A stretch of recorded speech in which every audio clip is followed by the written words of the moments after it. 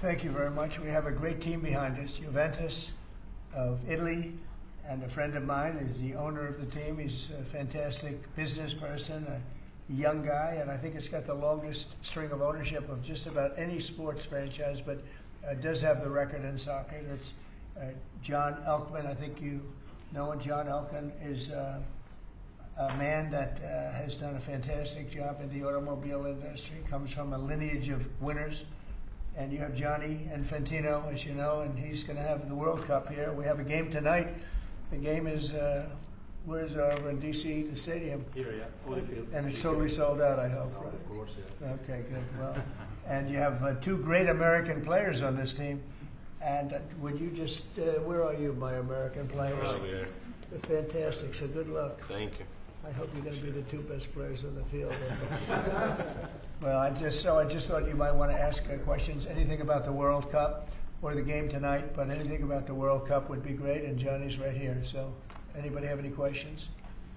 And I hope you like the, well, I'm a little, you know, he's a friend of mine. It's hard to go against him, to be honest with you. But they have a good team. Who are you playing tonight? We're playing against the Emirati team. Oh, that's good. Yeah. That's Strong. good. Well, they spend a lot of money, right? They pay a lot of money. Yeah, that's probably. Is it a strong team? Good team tonight? Yeah, you All guys teams are good. It's the best teams in the world who are here in America. Right, Johnny? You think? Best They're teams all- in the world are here. They're all good. That's what- Well, we raised the American flag for you guys today. Well, That's it's just quite a good. historic day. Looks nice out there, doesn't it? Beautiful. Even you agree, right? I think so. Do you agree? No. Most of you agree. So, do you have any questions, please? Do you know the latest on the evacuations out of Israel, Mr. President? Have No. you been updated on that? No, we're having a meeting in an hour. We have a meeting downstairs in 1 hour. Yeah. Mr. President, on Iran, if regime change does happen there, if the regime falls, do you have a plan for what you think would happen? I have a plan for everything, but we'll see what happens. Got a ways to go. They should have made the deal. I had a great deal for them. They should have made that deal. 60 days we talked about it, and in the end they decided not to do it, and now they wish they did it. And they want to meet, but it's a little late to meet, but they want to meet. And they want to come to the White House. They'll even come to the White House. So we'll see. I may do that, but it's a shame could have been done the easy way. Do you think the regime there could fall? Sure, anything could happen, right? Of that, sure, that could happen. Yeah, Mr. please. President, the Senate Judiciary Committee is holding a hearing on who exactly was running the White House under Joe Biden. Who do you think that was? I think the auto pen ran the White House. We have an auto pen president before me. I think it's one of the greatest scandals in the history of this country, one of the biggest scandals. He wasn't making a decision. He was never for open borders where people came in from all over the world, from prisons and gangs and drug dealers and all of that, the mentally insane. He was never for that. He was never for open borders, and he was never for, if you think, he was never for transgender for everybody, or men playing in women's sports. He was never for that. Have you ever had women? Could a woman make your team, fellas? Tell me. You think? You're being nice. What do you think? Think a woman could make the team? General managers, what do you think? Difficult. Don't say it. Close. We have a very good women's team, though. You do have, right? But they should be playing with women, right? It's one of those things. One of those things. See, they're very diplomatic. As you're making your decision on Iran, obviously there's been a change from when you were pursuing a diplomatic negotiation. Yeah. Now you seem very open to the idea of potentially taking U.S. action. Obviously you're not going to tell us that. Can you walk us through what contributed to that change, how you got to where you are and making your decision now? Well, I think it started the first night. That first night was devastating. And it really knocked the one side off, as you know. It was a devastating evening, day. And it's pretty much proceeded that way. I have a meeting in the war room in a little while. Situation room, as some people call it. So we're going to meet. We're going to see. We're in the midst of it's a terrible thing. I hate to see it. I hate to see all that death, so much death and destruction. But death primarily is what I hate to see. Does that mean you haven't made a decision yet on what to do? I have ideas as to what to do, but I haven't made a final. I like to make the final decision 1 second before it's due, because things change. especially with war. Things change with war. It can go from one extreme to the other. War is very bad. There was no reason for this to be a war. There was no reason for Russia, Ukraine. A lot of wars there was no reason for. You know, you look right up there. I don't know. See the Declaration of Independence, and I say, I wonder if the Civil War. It always seemed to me maybe that could have been solved without losing 600,000 plus people. So a lot of it's very sad to see. It's very sad to see what's happening. But with that being said, I would say right now Israel, from the standpoint of winning a war, is doing pretty well. Yeah, please. Mr. President, in your meeting today with the Chief of Staff of the Pakistani Army, did you talk about Iran? Did that come up? Is Yeah. You can share from that Yeah, meeting? well, they know Iran very well, better than most. And they're not happy about anything. It's not that they're bad with Israel. They know them both, actually, but they probably, maybe they know Iran better. But they see what's going on, and he agreed with me. Reason I had him here, I wanted to thank him for not going into the war, just ending the war. And I want to thank, as you know, Prime Minister Modi just left, just a little while ago, just left. And we're working a trade deal with India. We're working a trade deal with Pakistan. And they were both here. But I was with Modi a few weeks ago. He was here, actually. But now we speak to him. And I'm so happy. There was a deal that two smart people, plus, they have people on their staff too, but two very smart people decided not to keep going with that war. That could have been a nuclear war. Those are two nuclear powers, big ones, big nuclear powers, and they decided that. So I was honored to meet him today. And if I can, I'll keep this, sir. And for anyone who may want to answer, how has the travel bans from certain countries affected fans maybe coming in for the games, or is that not a consideration? Johnny, at all? go ahead. Yeah, no, it's not a concern for us. For the games now in the Club World Cup, everything has been done in a very smooth way. We have an excellent collaboration, of course, with the president, but with the task force in particular. For next year, the World Cup, we have one more year to work, and the learnings that we have this year with the Club World Cup, which is historic. I say this to all the Americans because it's the first ever Club World Cup, and it's played in the United States of America. So the learnings we'll have for this will apply them next year. And they're largely sold out, so I don't know. I don't think he's too worried about the travel ban. He doesn't know what the travel ban is, I don't think. Johnny, tell me what the travel ban is. He doesn't know what it is. He's largely sold out. Like tonight is totally. I've had friends, they heard about this meeting.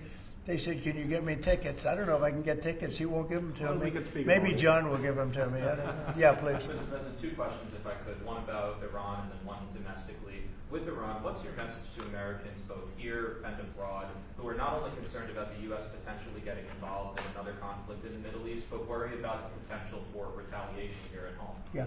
Well, I don't want to get involved either, but I've been saying for 20 years, maybe longer, that Iran cannot have a nuclear weapon. I've been saying it for a long time. And I think they were a few weeks away from having one. And they had to sign a document. I think they wish they signed it now. It was a fair deal. And now it's a harder thing to sign, It's a lot of water over the dam. But, it's very, I say it very simply. Iran can't have a nuclear weapon. Too much devastation. And they'd use it. I believe they'd use it. Others won't use it, but I believe they'd use it. So that's it. It's very simple as far as I'm concerned. They can't have a nuclear weapon. And then domestically, Missouri Senator Josh Hawley came out this week as the lead sponsor of a bill to raise the federal minimum wage to $15 an hour. It stands out because he's a Republican. There's still 20 states that have it at $7.25. Do you support the legislation or the idea? Well, I haven't seen it. I'd have to speak to Josh. He's a very good friend of mine. That's interesting that Josh did that. I'm going to have to think about that one. Some people agree with it. Some people don't. Some people say it really turns away business. Restaurants close, and a lot of things happen. Other people agree. I'd have to speak to Josh. He's a good guy. Mr. President, for the Iran, the possibility of an Iran deal, is the destruction or the dismantling of the Fordow nuclear enrichment center, is that a prerequisite for a deal? Is that a red line for you? No, it's just something that people talk about having. We're the only ones that have the capability to do it, but that doesn't mean I'm going to do it at all. Yeah, we have the best military equipment in the world. You see that with this fight. We have planes that are undetectable, flying around like, you know, nobody's able to see them. Stealth. You guys want to be stealthy tonight. You know, you can be stealth, you'll never lose, right? But these are incredible planes and weapons. We have the best weapons in the world, by far. Nobody close. And I mean, certain countries take advantage of that. Israel has incredible weaponry. So we'll see what happens. I've been asked about it by everybody, but I haven't made a decision. Mr. President, you talked earlier today about having daily conversations with Prime Minister Netanyahu. Yeah. How have those conversations weighed on you in terms of getting more involved? You've been lobbying for the U.S. to get more involved. Has that had an impact in kind of your evolution, sir? Look, we talk, and I'd like to see everything done. I would have preferred having just an agreement, a strong agreement, you know, verifiable agreement. But it was such a shame. They were so close. You know, Iran was very close to signing what would have been a very good agreement for them.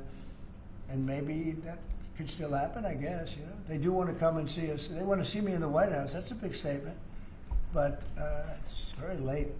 Is it enough of a statement to hold off getting involved? We're going to see what happens. Look, we're going to see what happens. Ending it as soon as you can would be good. Have you closed the door on meeting with them? No. Okay, No. so it's still open to them coming here in your Yeah, eyes. I mean, they asked if they could come. We'll see if that happens. It's not that easy for them to come. They can't get out. You know, they're in Iran, and in one case, the guy wanted to come so badly, but he can't get out because there's bombs dropping all over the place. Have you seen the Tucker Carlson, Senator Ted Cruz interview? It seems like this issue on whether or not the United States should strike is kind of dividing a lot of your supporters. No, my supporters are for me. My supporters are America first and make America great again. My supporters don't want to see Iran have a nuclear weapon. Tucker's a nice guy. He called and apologized the other day because he thought he said things that were a little bit too strong, and I appreciated that. And Ted Cruz is a nice guy. I mean, he's been with me for a long time. I'd say once the race was over, he's been with me ever since, right? But very simple. If they think that it's okay for Iran to have a nuclear weapon, then they should oppose me. But nobody thinks it's okay. People that don't want, I don't want to fight either. I'm not looking to fight. But if it's a choice between fighting and them having a nuclear weapon, you have to do what you have to do. Maybe we won't have to fight. Don't forget, we haven't been fighting. We add a certain amount of genius to everything, but we haven't been fighting at all. Israel's done a very good job of that. But we'll see what happens. The bottom line is they can't have nuclear. And if I can't imagine that Ted Cruz said it's okay for Iran to have nuclear, including Tucker. I don't think Tucker says it's okay. The problem is then they get themselves into a thing. They don't want them to have nuclear, but then they say, well, we don't want to fight. Well, you're going to have to make a choice because it's possible that you're going to have to fight for them not to have nuclear. And it's interesting because I did ask Tucker, I said, well, are you okay with nuclear weapons being in the hands of Iran? And he sort of didn't like that. He didn't want to really, but he sort of didn't like that.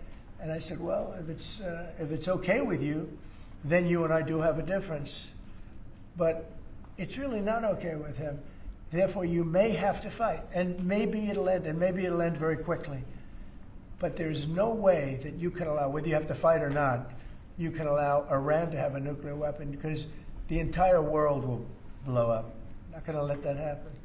Mr. President, I'm wondering, you had a bit of a row with President Emmanuel Macron of France the other day at G7. No, he's a nice guy. Look, he said I was going back home to make a ceasefire. Not a ceasefire. We're long beyond ceasefire. And I said, why do you say that? Why would you say ceasefire? It's a bad term to use. Because a ceasefire means like everything's going swimmingly, we'll take a little time off. It's not. We're not looking for a ceasefire. We're looking for a total, complete victory. Again, you know what the victory is. No nuclear weapon. Mr. President, So I thought it was a very badly worded statement by him, and obviously I let him know that. on the southern border, you've had record low numbers for the month of May, 95 apprehensions, compared to that of the previous administration exactly a year ago, Yeah. more than 60,000 releases. What do you attribute that success to? I like you. Who are you with? Turning Point USA. Sir. Well, they're very good. Turning Point. Charlie, very good. That's what I call a good question, fellas. 1 out of 10, John. 1 out of 10, but that's a really good question.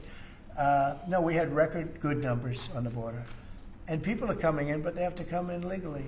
Like some of these guys behind me, they have to come in legally. And if they come in legally, we want them. They have to say they love America, they love our country.